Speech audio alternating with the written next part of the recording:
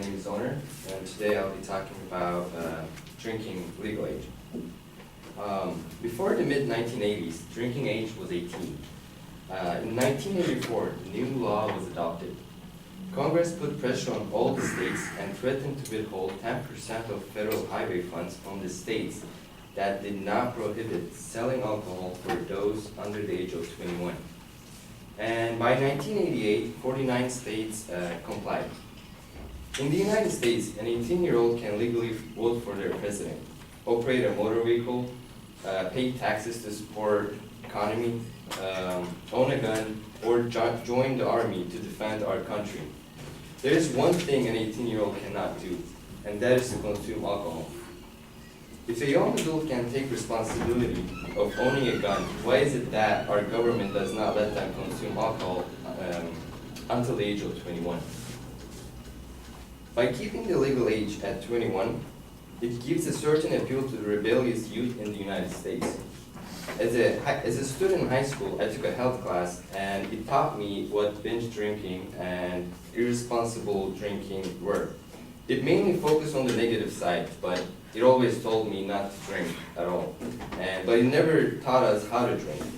By teaching young adults the responsibilities that come with drinking in a more positive way, and allowing them to drink in controlled environments at 18, the appeal to drink illegally and irresponsibly can become reduced. As college students, we see the effects of underage drinking all the time. Students will drink heavily before going out for the night, or they will find ways to get drunk faster, like drinking games. According to John McCardle, who is the former president of Middlebury College, the drinking age of 21 has not reduced or eliminated drinking, but merely driven it underground behind closed doors in unsafe environments. Responsible drinking could be taught through role modeling and educational programs that will allow more and more young adults to understand what they should or should not do in drinking environments. If properly taught, most young adults will know the mature and sensible drinking behavior is expected from them no matter what. Many young adults that drink illegally often become scared in situations when a person gets ill because of binge drinking. At the University of Wisconsin-Milwaukee, a student named Allie died at the age of 18 because her friends were too afraid to get her help after she had been drinking for hours. According to journal studies on alcohol and drugs between 1998 and 2005, the number of cases death by alcohol poisoning between 18 to 24 years old is actually tripled, from 779 to 2,290.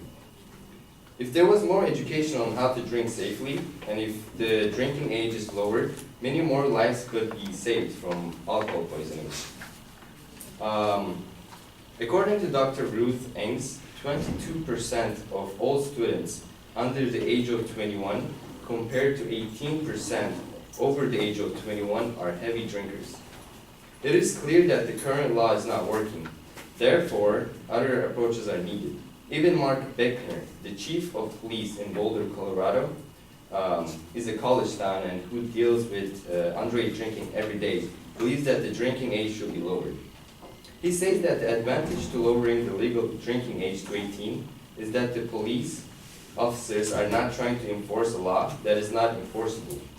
Police officers could then focus on enforcing the law for DUIs and overconsumptions. To conclude, lowering the drinking age and teaching young adults how to consume alcohol responsibly and in controlled environments could reduce the appeal to drink illegally and irresponsibly. Underage drinking and alcohol abuse will never be completely eliminated, but with proper education and a lower drinking age, it could save a lot of lives. Thank you.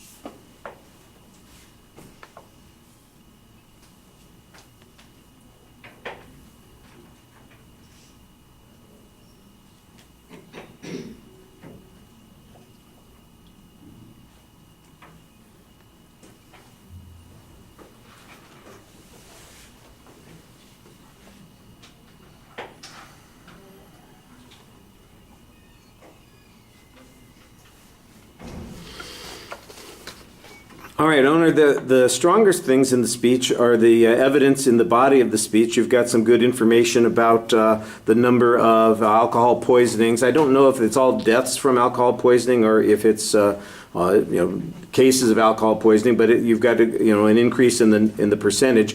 There's not much explanation as to why it went up from 98 to 2005 in that 5-year period, but it does seem like it's pretty high. It doesn't correlate with a change in the laws, so there's got to be some other explanation. That data, by the way, is 11 years old, so it seems like you probably need to have some more recent information on that. The quote from Dr. Ings has some statistical information that makes a comparison about heavy drinking between people in different ages, and that 3% difference, I guess, is being used to make an inference here, but I'm not exactly sure that you were clear on what that inference is. And that's the biggest problem that I had with the presentation is I generally know the direction that you're going in, but you are not very clear about making those claims. I could not tell you for sure what the main proposition of the speech is. I know what the point that you're trying to make ultimately is, but it sounds like it's a policy claim rather than a claim of fact. There are some statements in the presentation that I think are claims of fact, but they aren't really signposted as being the supporting structure of the speech. And you need to make it a little bit more distinctive for the listener. I think I've mentioned this before. Listening is different than reading. If you read something, you can make sense of it or put it together or, kind of review it, that sort of thing. But when you're listening to something, it really needs to be a lot clearer. You almost have to spoon feed listeners in order to get them to be able to follow what you're saying. And you're not doing much feeding here. You're basically just, presenting information. And I think, like I said, I think there are claims in the speech, but they are not very clearly picked out, and it's hard to, as a listener, you're going to have a harder time picking out, well, how is this speech developing? I know what some random pieces of information are. There are a couple of things that I think would need to be developed a little bit more. Why is it that in order to model things appropriately and to have a program for learning, you have to lower the drinking age? There's not an explanation about why that is the case. There's an assumption that that would be effective, but I don't see any information that supports that particular conclusion. The cases of the students who got alcohol poisoning and apparently died because people were afraid to go and get help, the notion that that is because of the drinking age, I think may have, that may or may not be the case. There may be other reasons that they were worried about this. For example, if it's a fraternity or a sorority activity and drinking is prohibited in the sorority or fraternities themselves, then that might be the thing that they're afraid of, not so much that there's some legal ramification, I let somebody drink and the cops are going to come down on me because of that, but rather our sorority or fraternity might lose their charter or something along those lines. So it's a little bit vague there, but I kind of understand the argument that you're making. All right, thank you.